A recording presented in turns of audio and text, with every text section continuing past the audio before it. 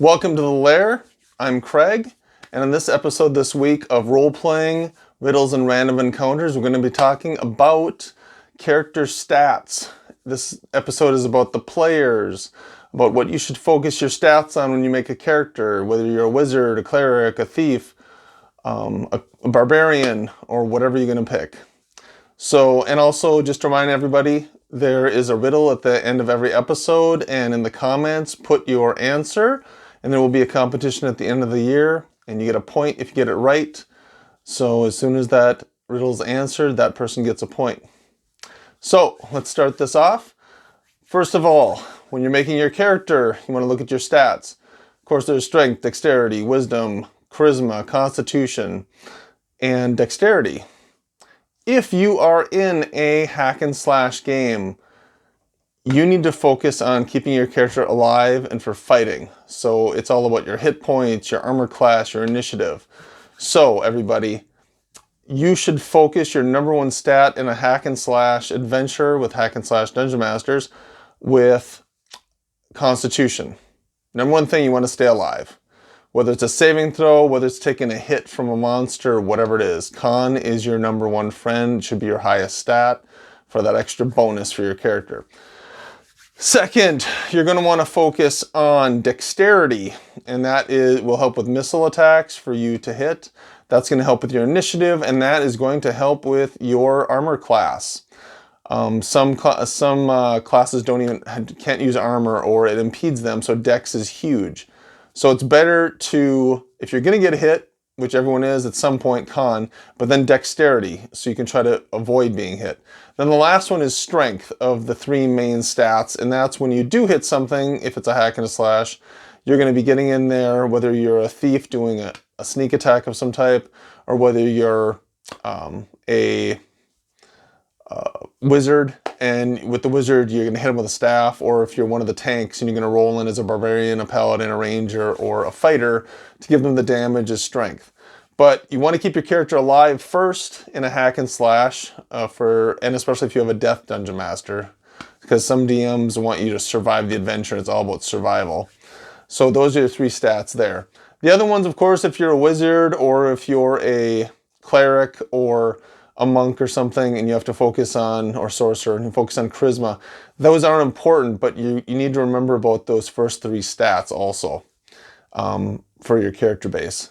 Now, the second is if it's a RPG adventure. Now, that changes a lot of things, because if it's RPG, the fighting and the getting into the bowels of the dungeon and surviving, it is important, but the role-playing is key, because in an RPG game, it's more about the mission, the adventure, the fun, the interactions, with your friends, and all that cool drama you create and all that fun stuff.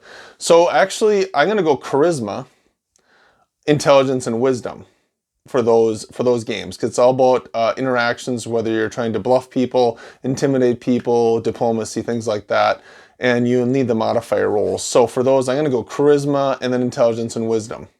Now, of course, some of those stats are default stats if you're playing a wizard or a sorcerer or a cleric, but you need to focus really hard on in this situation, on the role-playing and not the survival if you have an RPG. And of course, if you have a DM who's a little bit RPG and a little bit hack and slash, you just want to weigh that and look at what the campaign is with the characters.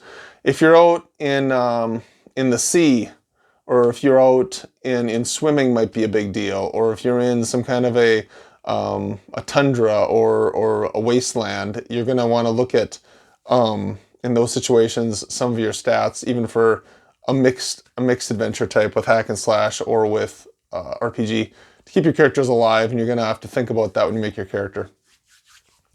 Next, that initiative. Initiative is big for both, because you might want to get the initiative because you want the enemies, the monsters, the goblins, the king, the prince, whatever the situation is, where you can actually make the first communication to get the initiative.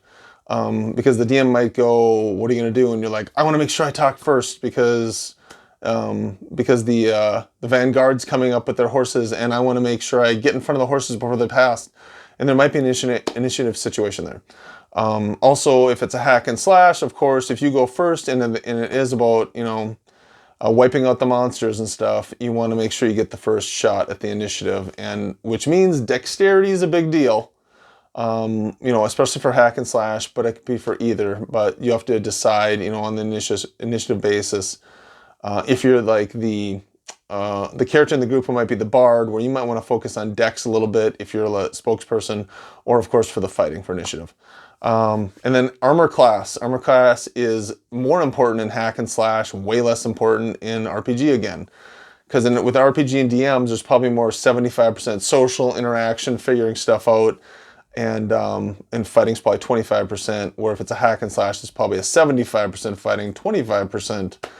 And you're going to look at the AC in the hack and slash a lot more, which is, of course, again, dexterity as far as that goes. So that's for your armor class, to focus on that.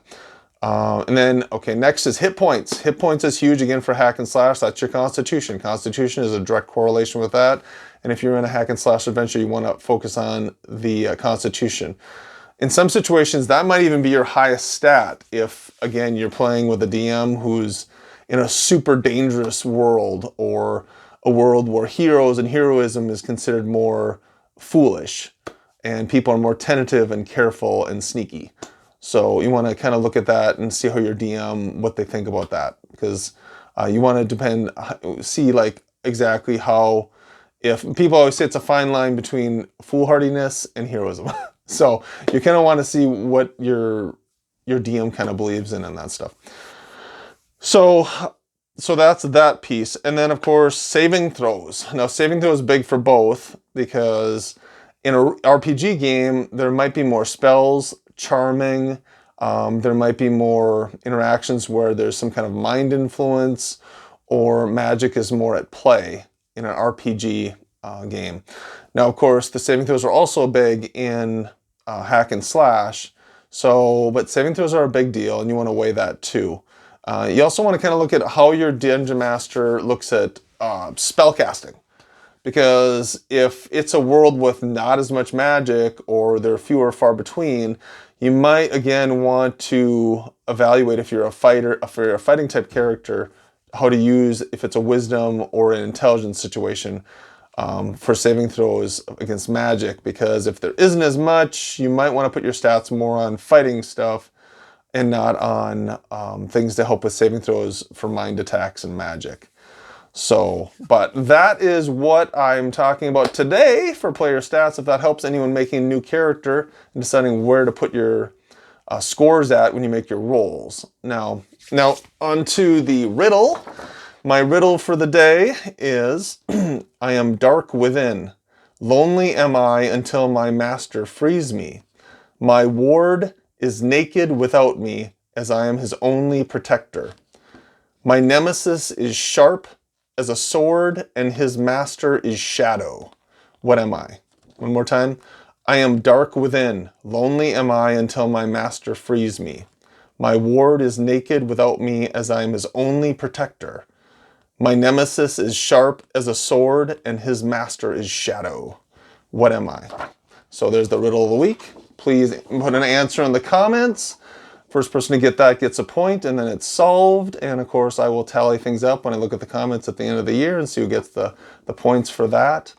Also, like me and follow me if you want. That'd be fantastic. I do this for fun, and this is all about trying to help players and Dungeon Masters enjoy the greatest game in the whole world, which is Dungeons & Dragons. And it is the funnest game ever, especially if you get the right players and right DM, and I hope to help all of you with becoming better. So, signing off from the lair, this is Craig, and thanks for tuning in.